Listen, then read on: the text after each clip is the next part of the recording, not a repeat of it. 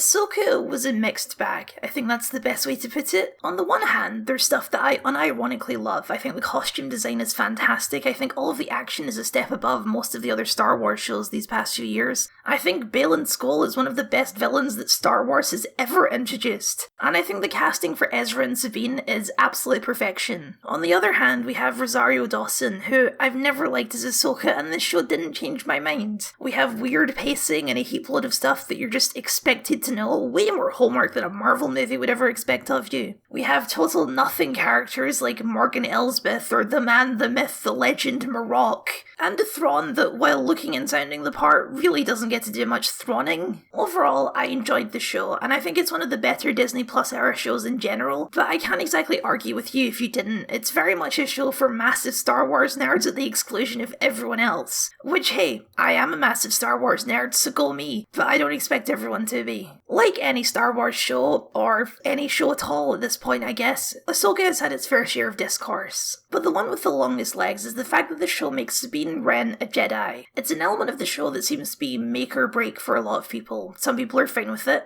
A lot of people are very not fine with it, and I found the arguments for why it's bad to be very interesting. The idea seems to expose a lot of strongly held beliefs about Star Wars and what it means to be a Jedi, not within Star Wars, but out here in the real world. What's the value of a Jedi character in the Force if someone like Sabine can do it? More than all the things that have ruined Star Wars, apparently, this one seems to have some real staying power. Why? There's two core arguments I've seen against making Sabine a Jedi. Well, okay, there's three, but we're only going to count two because, well... Why didn't Ezra take his lightsaber back from Sabine? Oh, I know the answer to this one. Lucasfilm wanted to represent a man refusing to take his dick back. Let's just say I'd like to limit this discussion to the constraints of reality. I only have so much tolerance for that kind of blatant, idiotic, conspiratorial misogyny, and I don't think me or you need that kind of energy today. Or any day, frankly, but YouTube seems to disagree. There's two core arguments that come from very different angles that I'm going to categorise as internal and external arguments. The internal argument is about Sabine herself, that becoming a Jedi weakens her as a character, or doesn't make sense for her as a character, or just generally makes her less interesting as a character. The external argument is about the nature of the Force, that if everyone can learn the Force in Star Wars, then it becomes a massive world-building issue. Anyone who doesn't learn it becomes a massive idiot, and just in general, it makes being a Jedi less special. As you can see, these are two very different sorts of arguments that merit different discussion, which is what I'm going to do. Starting with external, because frankly it just makes better sense for the pacing of the video. So, without further ado, who is Sabine, and why exactly can't she be a Jedi? Sabine is one of the main characters of Star Wars Rebels. She's a hot-headed Mandalorian with a love of art, explosives, and an extreme distrust of authority thanks to her brief experience working for the Empire. She's always been a favourite of mine, and I often wish the Rebels focused on her as the main character more than Ezra, who I honestly never gelled with up until Ahsoka, weirdly enough. That's why when it looked like Sabine was going to be one of the main characters in Ahsoka, I was pretty excited. And as I mentioned, I think Natasha Liu Bordizzo is absolutely perfect in the role. I instantly believed that she was the same person from the cartoon. That said, like most people, I was confused at the choice to make Sabine a Jedi at first, especially with the way the show introduces it, which is just utterly confusing all around. Ahsoka has a general problem in the first few episodes, in that if you've watched Rebels, it really feels like we've skipped a season where a bunch of important stuff has happened. Sometime after the end of Rebels, Ahsoka both took on and abandoned Sabine as a Jedi apprentice, which seems like a massive leap for both of these characters considering the last time we saw them. Sabine never showed interest in being a Jedi throughout Rebels, despite basically being raised by one, and to my memory, Ahsoka barely said 2 words to Sabine in all of her appearances in Rebels. Going from that to them already having a decade of history together in a strained master-apprentice relationship is a big jump to make, and it really just feels like we've skipped an entire chapter of the story. It's also why Ahsoka...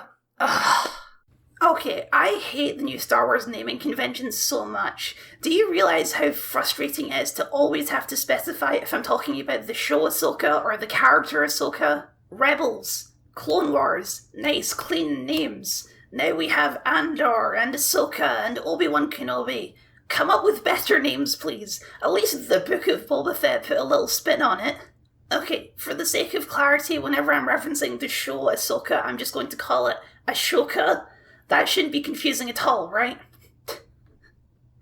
It's a pleasure to meet you, Ashoka. Okay, sorry, I was going to say that this is the reason that Ashoka is better on a second watch, because once you understand the full history from the beginning, things make a lot more sense. But, sensibly, most people don't rewatch shows all that often, especially if they weren't big on it the first time around. We'll talk more about what exactly that history is and why it might make more sense than some people think, but for now let's talk about the more basic fundamentals. What does it mean to be a Jedi, and what exactly is the Force? There are a few key things that are key to being a Jedi the way that it's always been shown in Star Wars. 1. You need to be able to use the Force. 2. You need a lightsaber. 3. You need to adhere to a specific semi-religious philosophy and creed.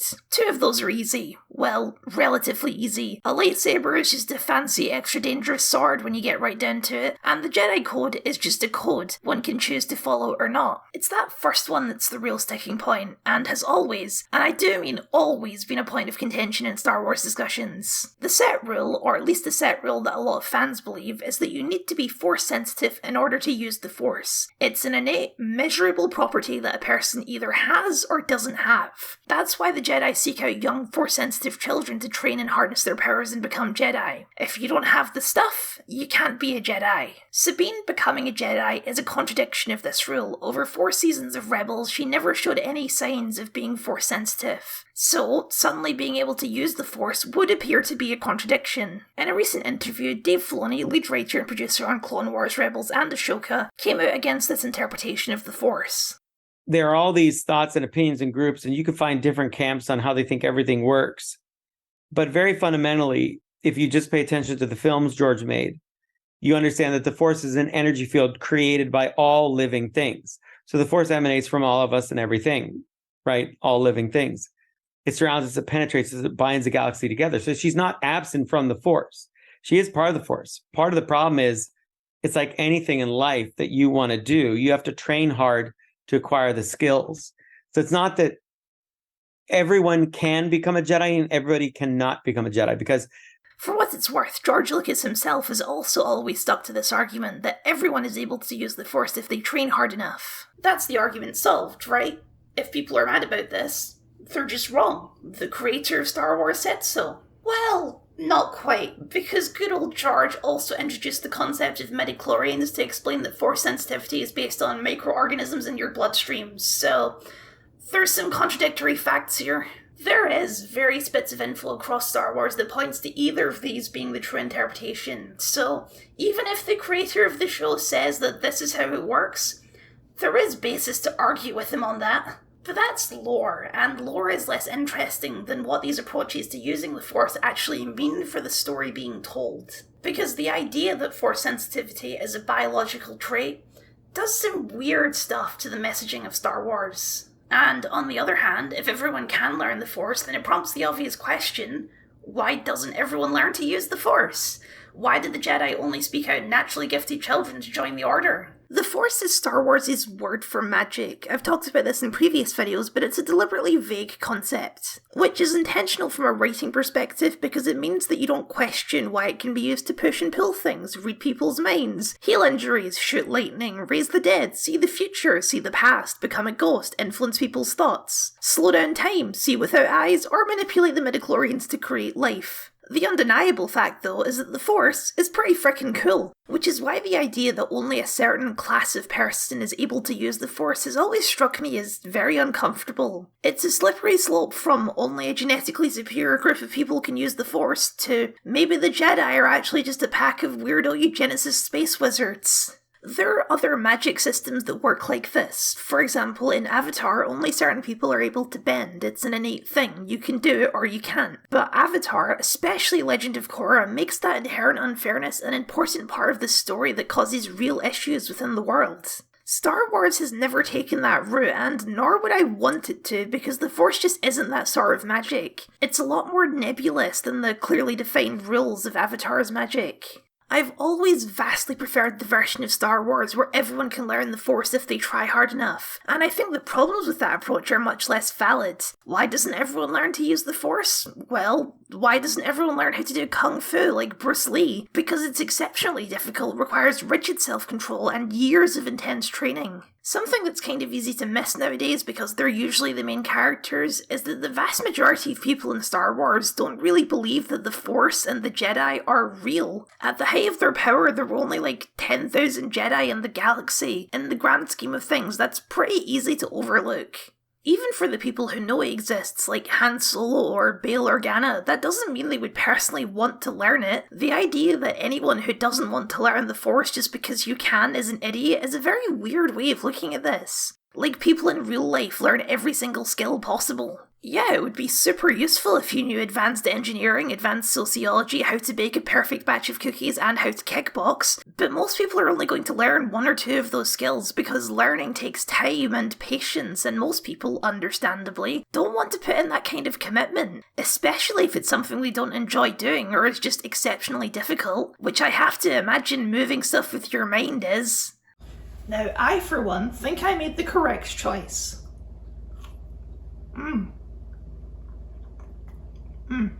And hey, maybe the Jedi are a pack of weirdo eugenicist space wizards. Maybe the fact that they place value on natural talent above the actual desire to become a Jedi in the first place is a massive problem and the reason that their order crumbled. Something which this era of Star Wars, and this show especially, has been doing is pushing the boundaries of what being a Jedi actually means in this post-prequel era, when the official order and all of its procedures are no longer relevant. After all, Ahsoka herself left the Order because she disagreed with them on a lot of fundamental things. Jedi Survivor, for example, was a deconstruction of the Jedi's rules against emotional attachment and how their draconian approach to it actually led to more harm than good.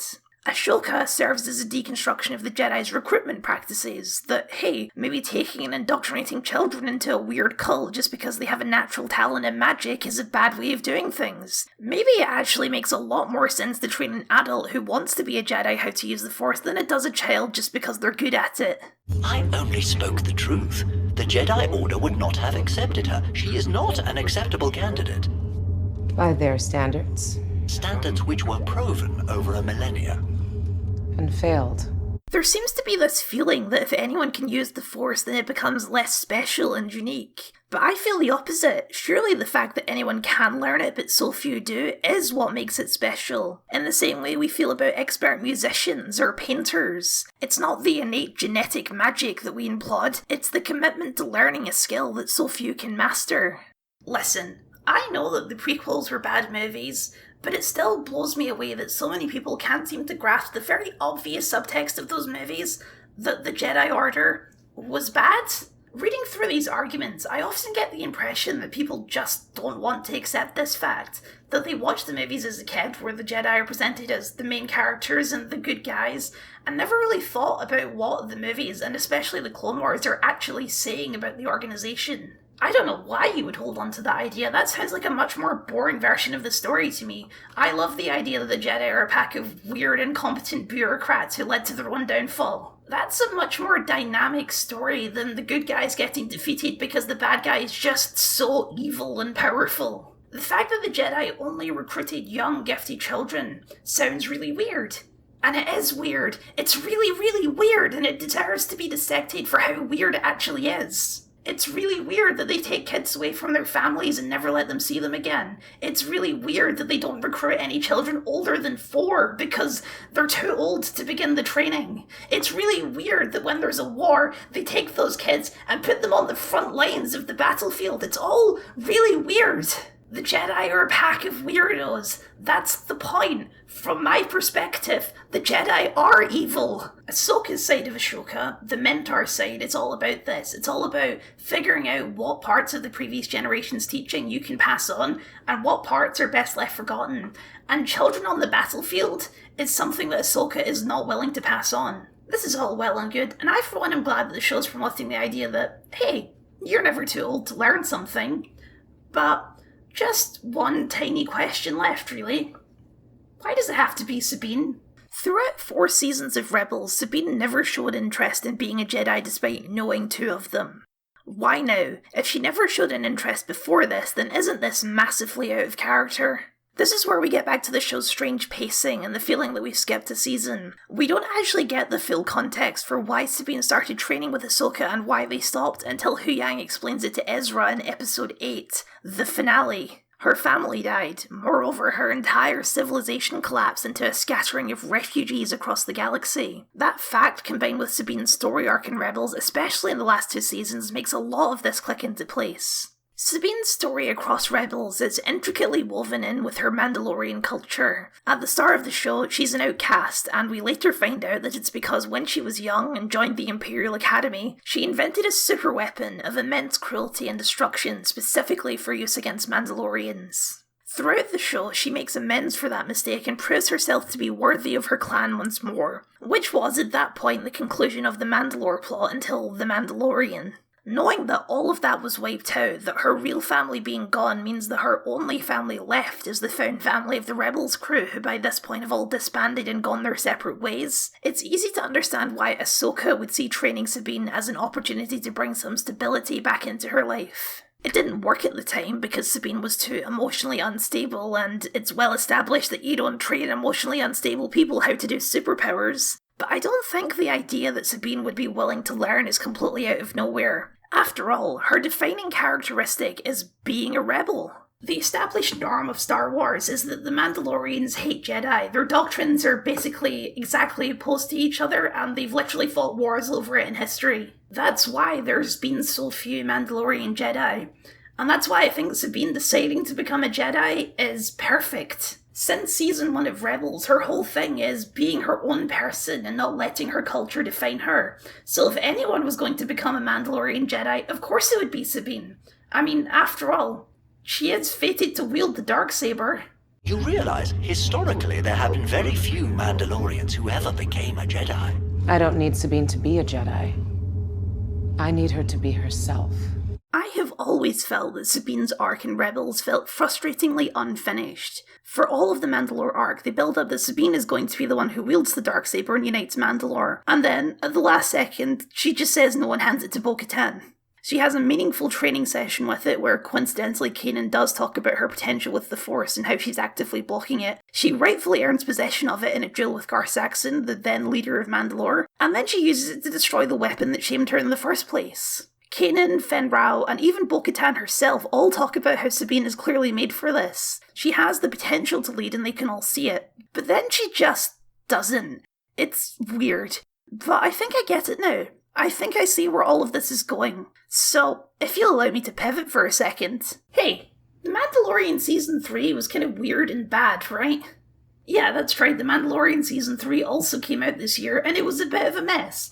Jack Black showed up and he was married to Lizzo, Skippy the Force Droid became a main character, there was an entire episode about Dr. Pershing, Moff Gideon got a Darth Vader suit, it's just a whole bunch of weird nonsense. Never has an entire season of television felt more like filler than The Mandalorian Season 3 does. The entire season feels like it's just spinning wheels, and the biggest victim is Din Djarin himself, who feels like he's gone completely backwards as a character. I have my issues with Season 2, but he did have an arc in that season. It was him slowly unlearning a lot of the weird cult-like beliefs he'd been raised with now that his people were gone. A transformation that's clear when he removes his helmet in the Imperial base in order to locate Grogu. His commitment to his little green son is stronger than his beliefs in the Mandalorian creed. Then his quest for the first half of Season 3 is to undo all of that character growth by participating in a special ritual to cosmically forgive him for removing his helmet in the first place. He also has Grogu back now, undoing everything that happened at the end of the last season. It feels like an incredibly utilitarian season of television. It needs characters to be in certain places for future media, and it just shuffles things around somewhat randomly until it can get them there. It's not overly entertaining, but the difference looking back at it now is that I have a better idea of where they're actually going with all of this. It doesn't make the show good, but at least I understand it now. And it's all got to do with the Darksaber. On the one hand, the way that they legalese Din Djarin out of the Darksaber is kind of dumb. On the other hand, having the Darksaber never made sense for his character. He's a lone wolf who adopted a son. He's not the true leader of Mandalore. It's not something he wanted, nor is it something he would be any good at either.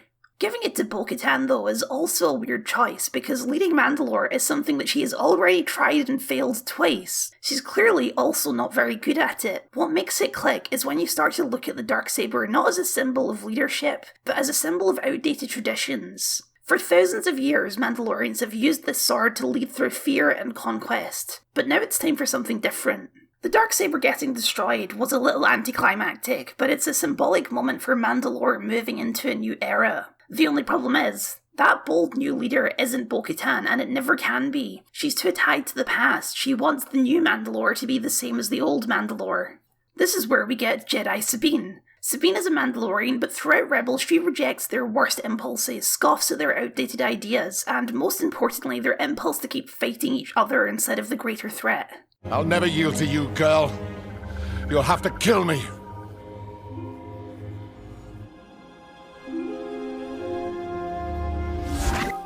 That might be the Mandalorian way, but it's not my way. Not anymore. I don't think becoming a Jedi is the be-all and end-all of Sabine's arc. I think it's another step on the same journey that she started in Rebels. After all, she's not abandoning her culture in the process, she keeps the armor and the blasters and the haircut. Is there anything more symbolic for a new era of this culture than by combining it with their oldest enemy to create something new? I don't buy the argument that this makes Sabine less interesting or less unique, and I especially don't buy the idea that she's too overpowered now because she's a competent fighter, knows explosives, and can use the Force. This isn't some kind of fighting game, we don't need everyone to be balanced properly. Sabine is distant from her culture for now, but Ahsoka is very much not the end of the story, and I don't think it's fair to judge a character arc before it's over. She wasn't ready to lead at the time of Rebels, but with the wisdom and control of a Jedi, maybe she is now. Because what does any Jedi have to do as an important part of the process? They have to create their own lightsaber. Or perhaps a new Darksaber for a new era of Mandalore. I realise at this point this is all just speculation and I could be completely wrong about all of this, and if that's the case, well, I guess this video just crumbles. But I do think I'm onto something here. Some people would prefer if all of these movies and shows were completely their own thing, but that was never going to be the case for Ahsoka, so I think it's fair to assume that there will be more story after this, and to analyse it based on that assumption. I was sceptical at first, but the more I've thought about it, the more it started to click into place. Sabine turning out to be a Jedi is still a bit weird, but it's not nearly as drastic a pivot as I thought it was, especially after rewatching Rebels. Sabine, from her colourful hair to her bashful personality, is symbolic of a new era. A new era for the Mandalorians, a new era for the Jedi, a new era for Star Wars itself. And that's why Sabine Wren is a Jedi. Ahsoka. I'm going to give this my best.